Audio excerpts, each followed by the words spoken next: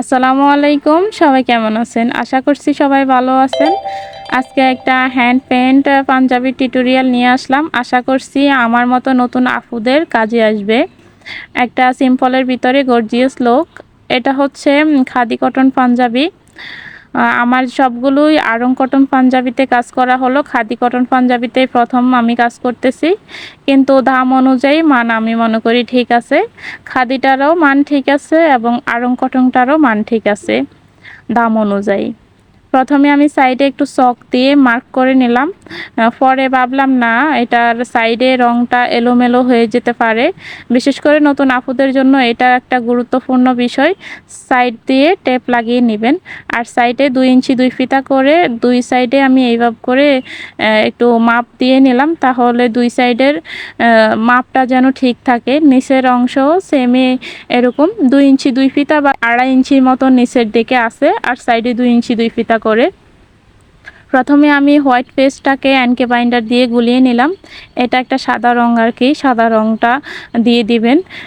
তবে দুইবার করে বেস দিতে হবে। আমার রংটা একটু ঘন ছিল, তার জন্য তেমন একটা শুকানোর পর দেখা যাচ্ছে না, কালো কালো। তারপরও আমি দুইবার করে বেস দিয়ে নিলাম। এরপর সাদা কাজটা শুকানোর পর আমি আরেকটা ধাপে যাব। এনকে বাইন্ডার দুইটা মিক্স করে এরপর সবুজ এবং হলুদ দুইটা কালার দিয়ে এই মিশ্রণটা বানিয়ে নিলাম। মিশ্রণটা একদম দেখতে টিয়া কালারের মতো মনে হচ্ছে, প্রায় টিয়া কালারের মতোই হলো। এটা আমি একটা ওয়াশের কাজের মতো করার চেষ্টা করব, দেখি হয় কিনা। কিন্তু আমি সাইডে যদি সাদা একটু রাখতাম তাহলে কিন্তু ওয়াশের মতোই দেখা যেত আর কি, কিন্তু সাইডে আমি প্রথমে রংটা দিয়ে ফেললাম, কিছু করার নেই। আমার এটা ভারী ওয়াশের মতো কাজটা হয়ে গেল, বা টিয়া কালারের মতো হয়ে গেল, এরকমই হবে। কিন্তু এই কাজটা যদি সাদা পাঞ্জাবিতে করা হতো তাহলে প্রথমে যে সাদা বেসটা দিলাম ওটা আর দেওয়া লাগতো না, ওয়াশটা দিয়ে আমি কাজটা করে নিতে পারতাম, তাহলে কিন্তু আরও ভালো লাগতো। চাইলে আপনারা সাদা পাঞ্জাবিতেও কাজটা করতে পারবেন। আমি বিশেষ করে ইউটিউবে আমার যে নতুন আপুরা তাদেরকে উদ্দেশ্য করে বলতেছি। অনেক আপুরাই আমাকে কমেন্ট করে শাড়ির বিষয়ে জানতে চাইলো। আমি দুইটা শাড়ির টিউটোরিয়াল আর কি শেয়ার করলাম ইউটিউবে। পেজও আপলোড করা হলো, আমার ভিডিওগুলো টিকটকে আপলোড করা হয়, সব জায়গায় আপলোড করা হয়। তবে বেশি লং ভিডিও আমার টিকটকে আপলোড করা হয় না। অনেক আপুরাই তুলির সাইজটা জানতে চাইবেন, তাই আমি বলে দিচ্ছি। আমার তুলির সাইজটা হচ্ছে 00। 0 সাইজের তুলিগুলো হয় 0 সাইজ, 00 সাইজ, 000 সাইজ। আপনারা আপনাদের ইচ্ছে অনুযায়ী 0 সাইজের তুলিগুলো দিয়ে কাজ করতে পারবেন। তবে আলতো হাতে কাজটা করতে হবে, একদম আস্তে আস্তে। হলুদ ফুল এবং ঢালগুলোর ক্ষেত্রে 0 সাইজের তুলি লাগবে। আর ওয়াশ এবং সাদা কালারটার তখন যে কোনো তুলি দিয়ে আপনারা কাজ করতে পারবেন, ওটা আপনাদের সে অনুযায়ী।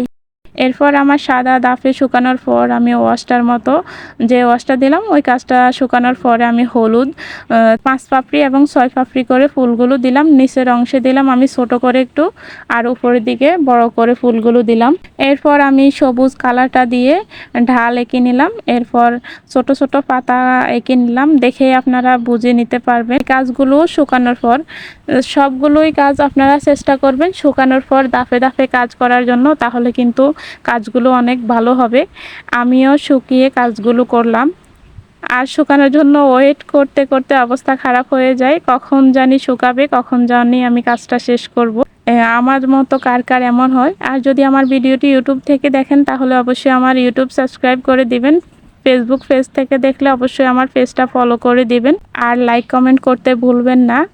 আপনাদের একটা কমেন্টে আমাদেরকে ভিডিও বানানোর জন্য আরও বেশি উৎসাহিত করে। এরপর আমার হলুদ কাজটা শেষ হওয়ার পর আমি কমলা কালারের একটু ফোঁটা ফোঁটা করে দিলাম, তাহলে ফুলগুলো দেখতে আরও ভালো লাগবে। এই তো আমার ফাইনাল লুকটা। অবশ্যই জানাবেন কাজটা কেমন হলো। আর আমার টিউটোরিয়াল ভিডিওগুলো আপনাদের কাছে কেমন লাগে অবশ্যই জানাবেন। আর কোন কোন ধরনের কি ধরনের কাজগুলো আপনারা দেখতে চান অবশ্যই কমেন্টে বলবেন। সবাই ভালো থাকবেন। আল্লাহ হাফেজ।